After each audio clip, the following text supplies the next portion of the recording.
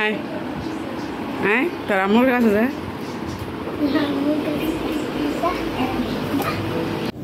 আসসালামু আলাইকুম। আলহামদুলিল্লাহ আমরা ভালো আছি। দেশের যে অবস্থা দোয়া করি সবাই যেন ভালো থাকে। তো এই তো এগুলো হলো আগের ভিডিও, কারফিউ যখন ছিল, ইন্টারনেট যখন ছিল না তার আগের ভিডিও। তো অল্প অল্প করে ভিডিও করেছিলাম বড় আপু যখন আমার বাসায় এসেছিল, সেগুলো আপনাদের সাথে শেয়ার করবো বলে, কিন্তু এখন দেরিতেই শেয়ার করা হচ্ছে। আর এই যে মুআইদ বড় আপুর মেজো ছেলে আর ছোট ছেলে ইউসুফ, ওরা আমার কসমেটিক নিয়ে মজা করছিল, তাই ওদেরকে লিপস্টিক দিয়ে আমিও মজা করছিলাম। তো এই তো মজা করে এসে রান্না করতে এসেছি, সেজন্য আপনাদের সাথে হালকা পাতলা একটু শেয়ার করছি। বের করেছিলাম ইলিশ মাছ, যে বাইরে বৃষ্টি হচ্ছে তাই খিচুড়ি ইলিশ মাছ গরু গোস্ত করবো। তা আপু বলতেছে ইলিশ মাছ দিয়ে আলু পটল দিয়ে খাবে, সে খিচুড়ি এগুলো খাবে না। তো সেই জন্য আমি আলু পটল দিয়ে ইলিশ মাছ রান্না করেছিলাম। আর আসার সময় আব্বার বাসার ছাদের উপরে বটবুটি গাছে বটবুটি হয়েছে, তো বড় আপু নিয়ে এসেছে। তো সেই জন্য ভাবলাম যে ইলিশ মাছ যখন আছে ইলিশ মাছের লেজ দিয়ে ভর্তাটা করি। আমি কখনো এর আগে ভর্তাটা করিনি, আমি এর আগে চিংড়ি মাছ দিয়ে খেয়েছি, কিন্তু এই প্রথম ইলিশ মাছের লেজ দিয়ে করছি। তো মাছ কষিয়ে নিয়েছি পটল আলু দিয়ে রান্না করার জন্য, আর বটবুটি মাছ সব কিছু সুন্দর করে ধুয়ে নিয়েছি, এখন ভেজে পাটায় বেটে নিব। আর এখানে কিন্তু আমার আলু পটলের তরকারি কমপ্লিট হয়ে যাচ্ছে প্রায়। আর এইদিকে আমি মাসকালের ডাল রান্না করতেছি ইলিশ মাছের মাথা দিয়ে। মানে আজকে আমার বাসাটায়, মানে এই যে ভিডিওটা করেছি সেদিন আর কি 3টাই ছিল ইলিশ মাছের তরকারি, মানে ইলিশময় দিন ছিল।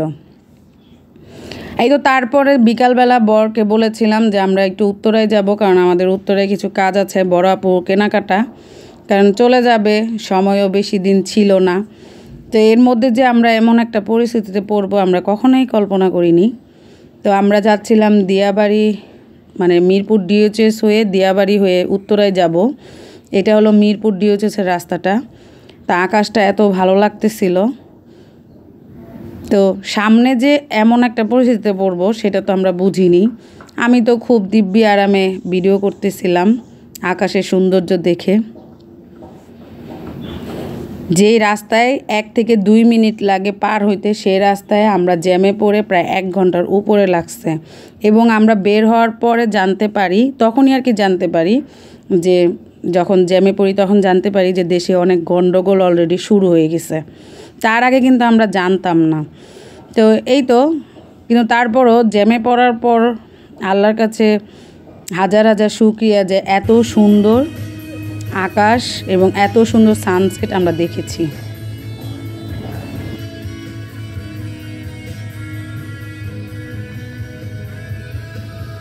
সুন্দর না আকাশটা?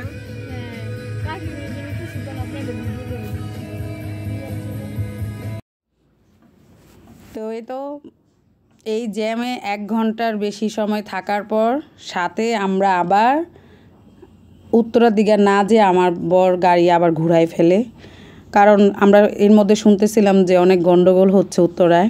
তো এখন গেলে তো আরও দেখা যাচ্ছে বাচ্চা কাচ্চা নিয়ে যাচ্ছি, গন্ডগোলে পড়বো।